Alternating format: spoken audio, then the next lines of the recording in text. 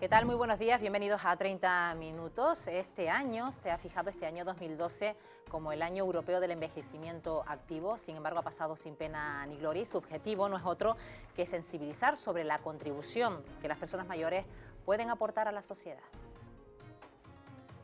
La preocupación por envejecer se centra en parte en lo estético, pero también en si después de los 60 años seguiremos siendo útiles a la sociedad. Y con el paso de los años, con el incremento de la esperanza de vida, ha quedado claro que nuestros mayores pueden seguir siendo muy activos en el trabajo, en casa y en la comunidad. El Año Europeo del Envejecimiento Activo ha venido a recordarnos que España es uno de los países más envejecidos y esta progresiva longevidad de nuestra población necesita cada vez más de la implicación social. Tanto en promover recursos necesarios para tratar las patologías asociadas a la edad, como incentivar actividades que favorezcan las habilidades de nuestros abuelos. Vamos a hablar de este Año Europeo del Envejecimiento Activo y lo hacemos con Melchor Hernández, que es psicólogo. Melchor, ¿qué tal? Muy buenos días. Buenos días, Estíbaliz. Estamos diciendo que ha sido un año prácticamente agotado, donde ha pasado sin pena ni gloria este año envejecimiento activo. Vamos, totalmente desapercibido, Melchor. Sí, desafortunadamente el tema de la crisis se lo ha comido todo, ¿no? Y realmente el anciano que sufre, que más que nadie sufre el tema de la crisis, pues se ha visto un poco relegado a un segundo plano, ¿no? Entonces, en el tema del envejecimiento activo, básicamente la idea es la actividad, ¿no? La actividad, sobre todo la actividad física, ¿no? Y en este caso la actividad física puede repercutir tanto en los aspectos, digamos, biológicos, psicológicos y sociales, y como eso, después, a medida, digamos, que el anciano, digamos, llega a una determinada edad, por ejemplo, cuando hablamos de envejecimiento activo, no solo hablamos del anciano, hablamos de una edad anterior a cumplir 65 años, que es, digamos, la edad que se entiende por el tema de la jubilación, ahora tendremos que ampliarlo a los 67, que se entiende como que una persona es mayor, ¿no? Entonces, realmente el trabajo de envejecimiento activo lo tenemos que hacer nosotros, digamos, no solamente cuando tengamos 50 o 60 años, sino lo tenemos que hacer prácticamente desde que somos jóvenes, ¿no? Esa es un poco la idea del envejecimiento activo. Todo lo que yo pueda hacer, tanto a nivel físico, psíquico y social, para llegar a ser anciano de la mejor manera posible sin tener ningún tipo de discapacidad.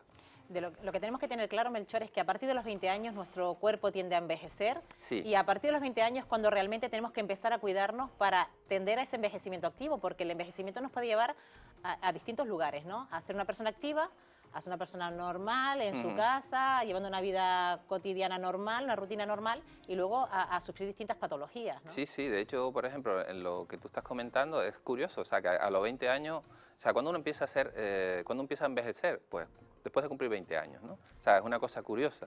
Luego, desde el punto de vista social, pues ya va a depender un poco de la jubilación y de otros factores, ¿no? Pero en la medida que tú te cuides, en la medida que hagas una serie de ejercicios durante toda tu vida, en la medida que tú seas activo, cuando hablamos de actividad, hablamos no solamente de la actividad física, sino de la actividad social. Digamos que una persona que socialmente se relaciona con los demás, habla con sus vecinos, tiene actividades puntuales, llámese rifas, o ahora que está tan en boga, las personas mayores que están ayudando tanto con el tema de ayudar a otras personas más desfavorecidas, todo eso previene que cuando tú cumplas 65 años, tú a lo mejor puedas tener entre 8 y 9 años o más, una vida totalmente normal como cualquier otra persona. Digamos que estamos previniendo otro tipo de problemas o enfermedades. El caso es que no sé hasta qué punto somos conscientes, Melchor, de hacia dónde camina nuestra población, ¿no? Porque nuestra población camina hacia la vejez, hacia una población cada vez más envejecida. Tal vez también el hecho de que se haya determinado este año como año europeo del envejecimiento activo, pero no sé si se están haciendo las cosas debidamente correctas para que toda esa población ya a partir de los 20 años empiece a cuidarse y llegar a ese objetivo en concreto. Sí, bueno, realmente tenemos un problema, ¿no? Porque el 17%, casi el 18% de la población española tiene más de 65 años y la previsión para el 2025 está a la vuelta de la esquina, son 13, 14 años, dice que vamos a llegar al 30, ¿no? O sea, es brutal, ¿no? Entonces, bueno, la Comisión Europea había previsto una serie, digamos, de indicaciones a los distintos estados que en España pues no se han llevado a cabo, ¿no? O sea, el tener en cuenta, por ejemplo, la población, ¿qué se puede hacer, por ejemplo, cuando una persona se jubila, ¿no? Que no tiene ninguna enfermedad, no tiene ningún problema? Luego, ¿qué se puede hacer con esas personas que se deterioran, ¿no? Y básicamente, digamos, esos son los dos frentes, ¿no? Por un lado, una persona que llega a su jubilación normal, que no tiene ningún problema, ¿no? O sea, ¿qué podemos hacer para que esa persona no se nos enquiste y se nos enferme, ¿no? De alguna manera, ¿no? O esa persona que tiene una demencia, ¿qué actividades le podemos señalar para que esa demencia, dicen, no vaya más, ¿no? Entonces, por ejemplo, en el caso de las personas que se jubilan, pues hay un rango de actividades muy amplio, ¿no? Desde, por ejemplo, las actividades de campo, ¿no? Que están buenas, del senderismo, ¿no? Incluso antes, cuando el propio Inserso, ¿no? Del gobierno español, pues tenían bastante dinero para esas actividades, digamos, turísticas, ¿no? Desgraciadamente ahora se han aminorado. Desde las propias actividades, por ejemplo, motrices, ¿no? Que hay en determinados lugares, desde los propios deportes, ¿no? Hay, por ejemplo, muchos ancianos que están metidos en un club, ¿no? Por ejemplo, de tenis, de natación, de atletismo, hay muchísimo.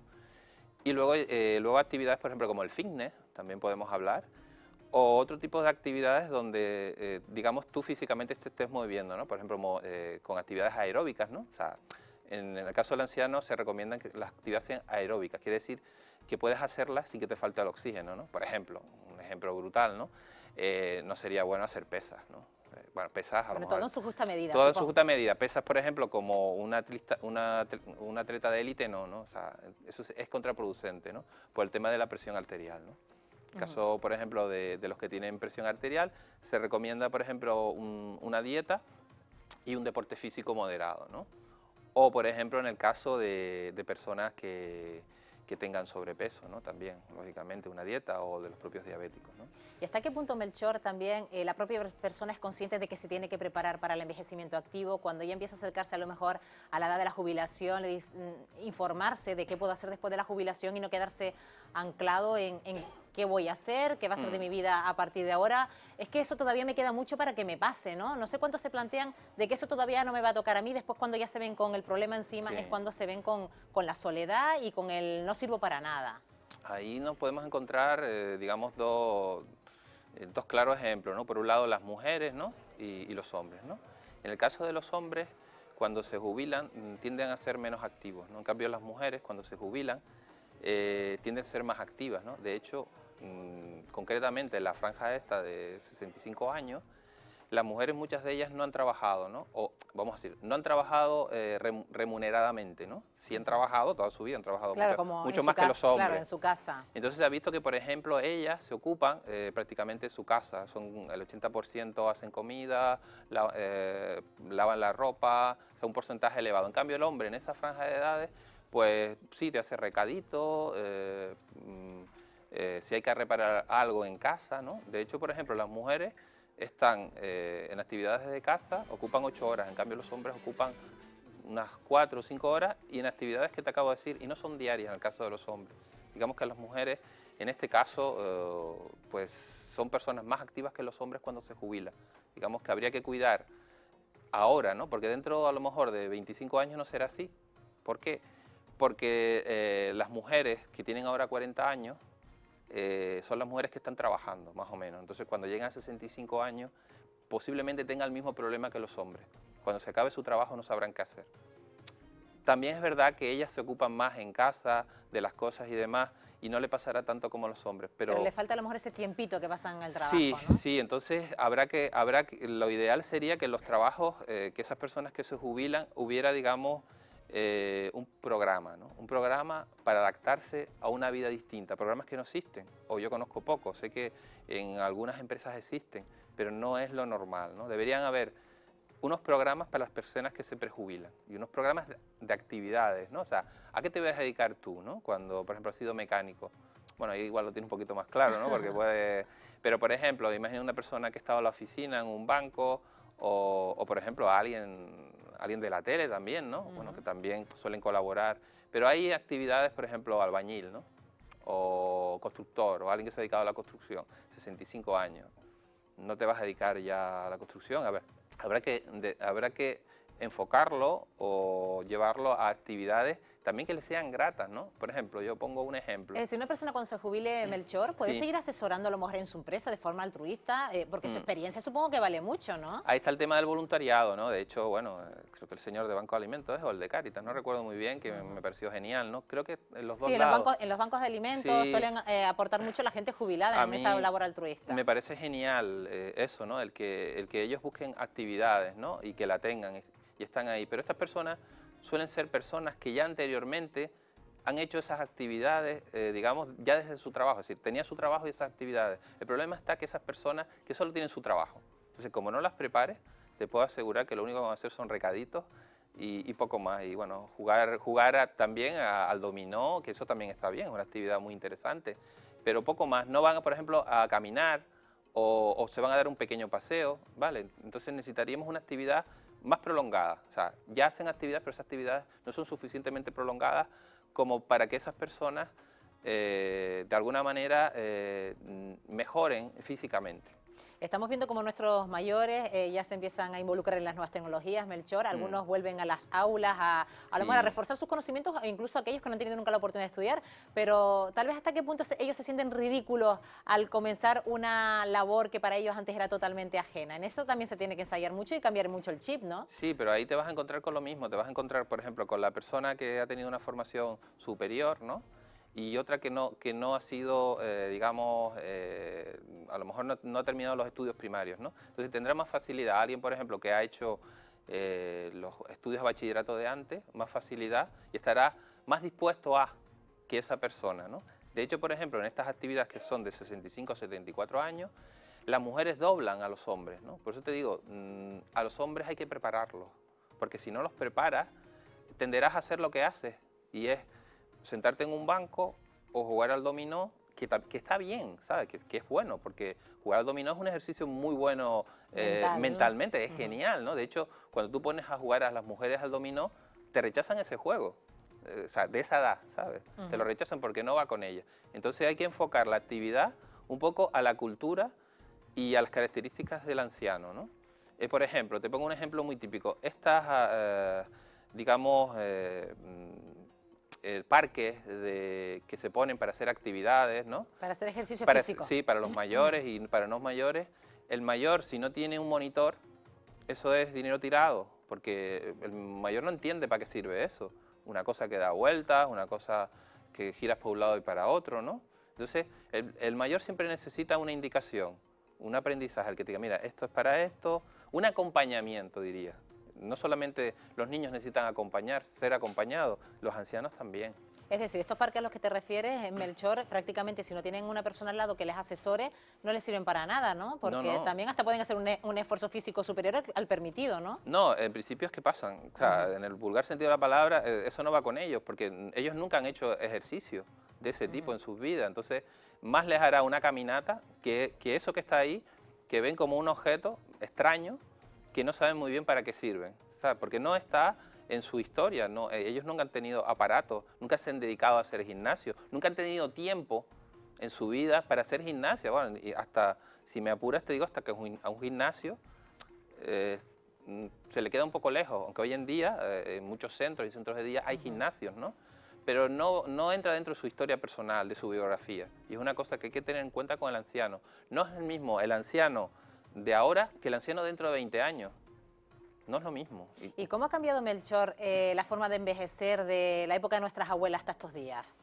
Sí, por ejemplo, te comentaba antes que, por ejemplo, antes la gente se moría en su casa, ¿no? Eso mismo, ¿no? La gente, hoy en día, mayormente, muchos no se mueren en casa, ¿no? Suelen morir, por ejemplo, en centros, ¿no? Porque hay muchas personas que por desgracia, sus familiares no les pueden cuidar y tienen que irse a centros, ¿no? Entonces, desde eso mismo, ¿no? Por ejemplo, hoy las propias unidades familiares, pues prácticamente no acogen a los ancianos, ¿no? Sino que los ancianos viven en sus casas y en muchos casos, pues viven solos, ¿no? En un porcentaje pequeño, también hay que decirlo, ¿no? Por ejemplo, pongamos el caso de las mujeres, ¿no?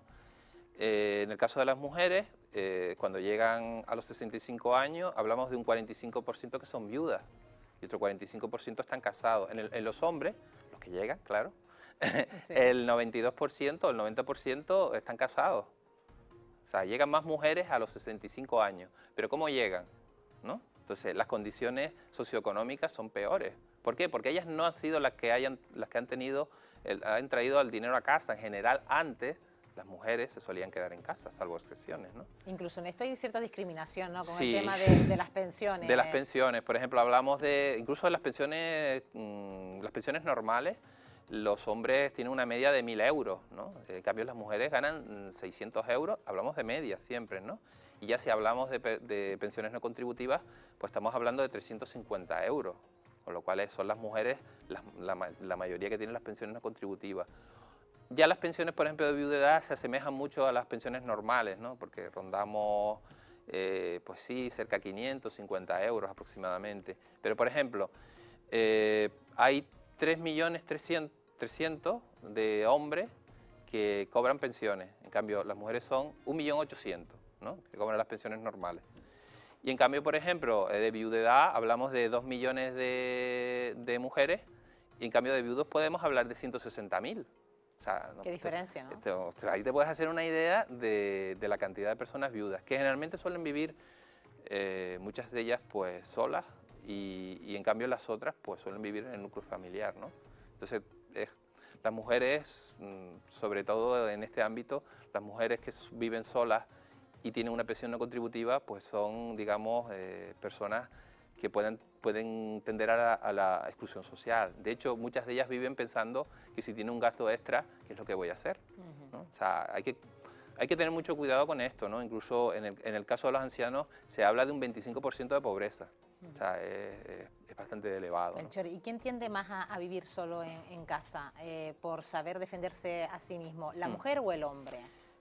Digamos que quien se defiende mejor es la mujer, ¿no? La mujer, por lo que sea, ha sido la que ha cuidado a los hijos, la que tiene todas las relaciones familiares, vamos a decir, la que mueve el cotarro, ¿no? De hecho, las mujeres, por ejemplo, ancianas, curiosamente, el 78% se sienten felices y tienen una buena red, ¿no?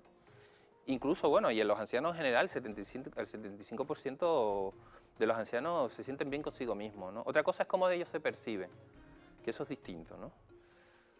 Y el mayor, hablábamos antes de cómo se sentía discriminado en lo tema económico, sí, referente a la mujer del hombre, ¿no? Sí, sí. Pero sí, en cuanto a sus patologías, a sus achaques de la edad, ¿hasta qué punto nuestros mayores están discriminados, Melchor?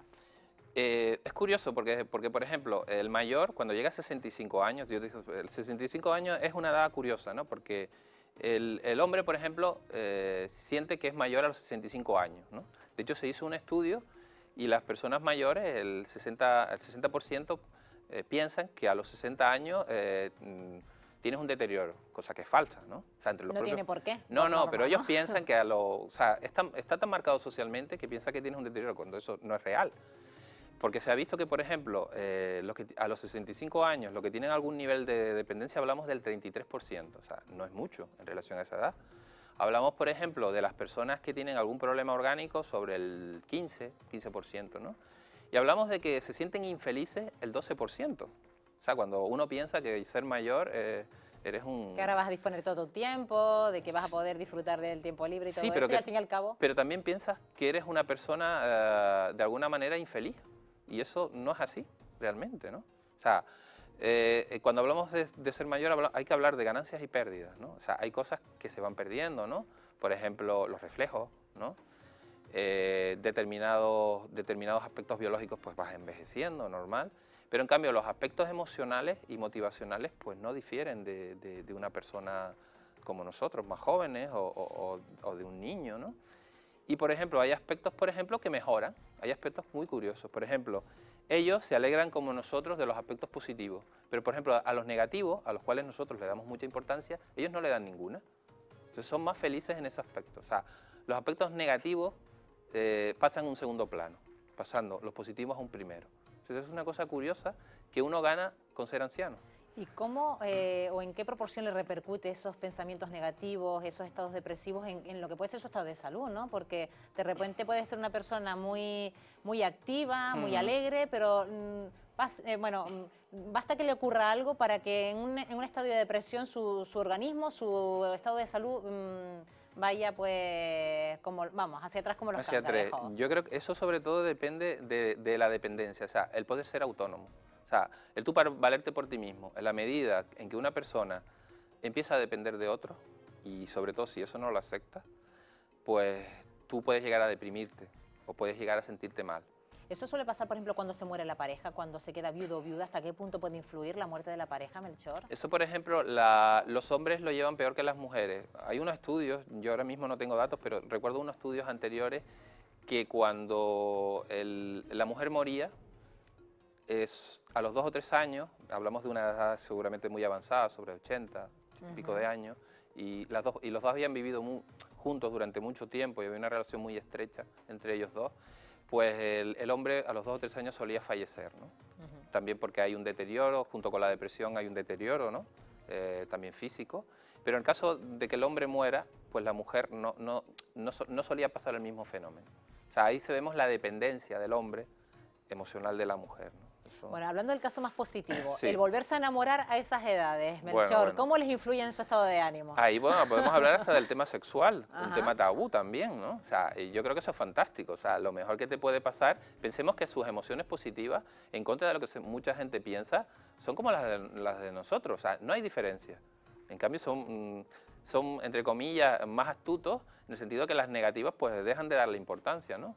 O sea, por ejemplo, una pelea de enamorados, digamos, de mayores, pues no suele ir a más, porque a los aspectos negativos pues dejan de ser importantes. Yo creo que es muy importante, ¿no? Sobre todo a esas edades, y bueno, en el caso de las mujeres también, ¿no? El enamorarse, el bailar, ¿no? Sobre todo el tema del baile, que es tan fantástico, ¿no? Bailar, por ejemplo, en sí mismo es una actividad física, ¿no? Y esa actividad física no solamente hace que tengas menos ansiedad, hace que te seas autosuficiente y encima hace que te relaciones con el otro. O sea, es maravilloso, ¿no? Y bueno, ¿y qué papel están cumpliendo en este sentido entonces los centros de la tercera edad que podemos encontrar en todos los municipios de las islas? Yo creo que esa, sobre todo, ¿no? El de relaciones sociales, el que te puedas ver con gente que hace muchos años que no te vea, porque hay mucha gente que retorna de Venezuela, ¿no? O de otros países, ¿no? Para mí me parece lo mejor que se ha inventado, ¿no? O sea, el poder encontrarte con personas, incluso las actividades que tienen, ¿no? Por ejemplo, hay algunos que son centros de día, ¿no? Auténticos centros de día, ¿no? Desde la rondalla, desde el baile, incluso hay algunos, bueno, que van mucho más allá, que a mí se me queda hasta lejos, que es el ajedrez, ¿no? Bueno, que es un deporte magnífico. O bueno, ya hablamos, por ejemplo, de la natación, ¿no? O del yoga, ¿no? Que creo que hay un programa de la universidad que tiene que ver con el yoga, ¿no? Que me parece fantástico. O las propias, digamos, artes orientales en ese sentido, ¿no? Yo creo que todo eso es magnífico. Todo lo que sea una actividad física, mental, social, sin duda va a hacer que envejezcamos mejor y que posiblemente nos preserve de tener patologías. O sea, nos puede preservar, por ejemplo, a lo mejor de algunas enfermedades, de no ser diabéticos a una determinada edad, de no tener hipertensión, todo eso, digamos que son puntos, el ser, por ejemplo, el tener colesterol, el tener hipertensión y ser diabético, son puntos para el día de mañana tener una demencia. Claro, y sin embargo las cifras de hoy en día en cuanto a su estado de salud no ayudan mucho en España, ¿no? Y sobre todo en Canarias. Claro, en Canarias. Entonces, tenderemos a un envejecimiento de esa magnitud como tú hablas, ¿no? Tendente a la demencia.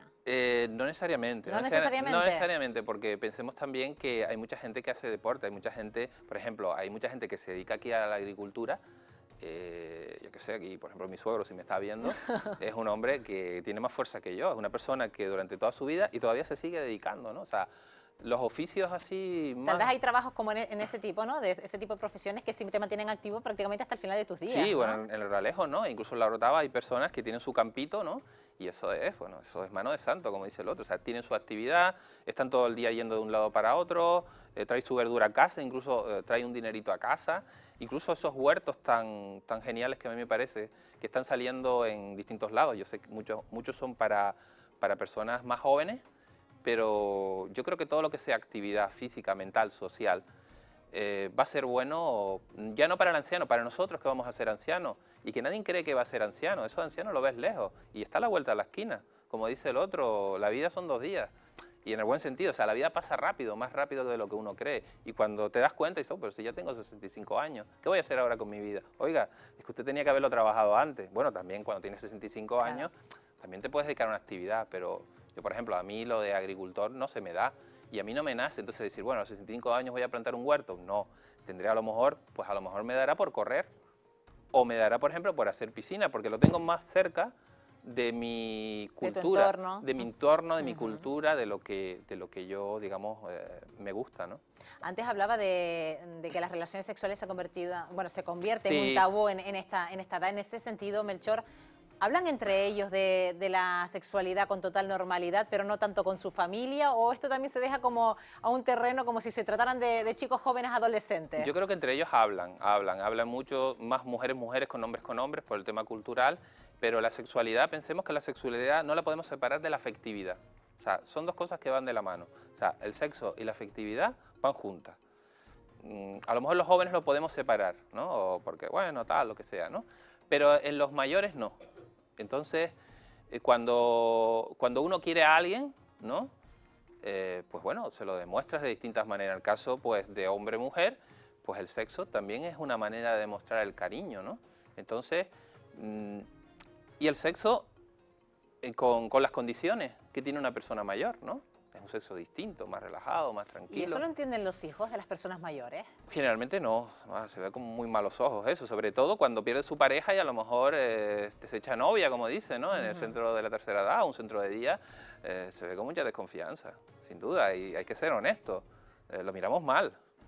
Entonces hay que tener en cuenta que nosotros también llegaremos ahí y que lo que a lo mejor estamos haciendo a nuestros ancianos, puede ser que nos lo hagan a nosotros. Entonces, en este sentido, queramos para ellos lo que también queramos para nosotros. ¿Y hasta qué punto influye también la decisión de los hijos, Melchor, a la hora de que su padre o su madre ingrese en un centro de atención a mayores? Porque a lo mejor su padre y su madre se sigue valiendo por sí solo, es una persona autónoma, que se defiende de forma independiente en casa. ¿Prevalece en ese sentido la decisión del padre o de la madre sobre el hijo, o siempre la del hijo sobre el padre y la madre?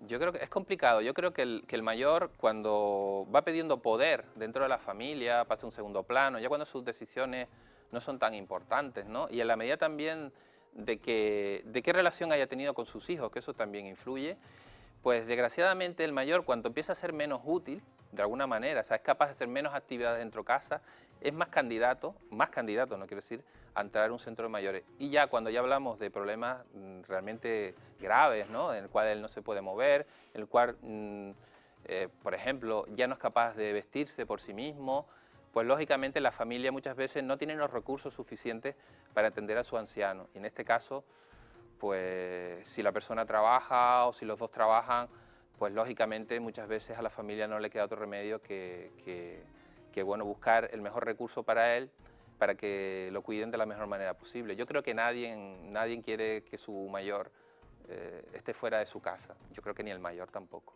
Y cuando, por ejemplo, un padre o una madre entra en contra de su voluntad en un centro de estas características, Melchor, esto muchas veces se suele decir que le produce un grave deterioro. ¿Esto es cierto o no está demostrado? No necesariamente. Los mayores, sobre todo si generalmente se suelen adaptar. Yo lo digo por experiencia, se suelen adaptar. Otra cosa es que le gusta estar allí.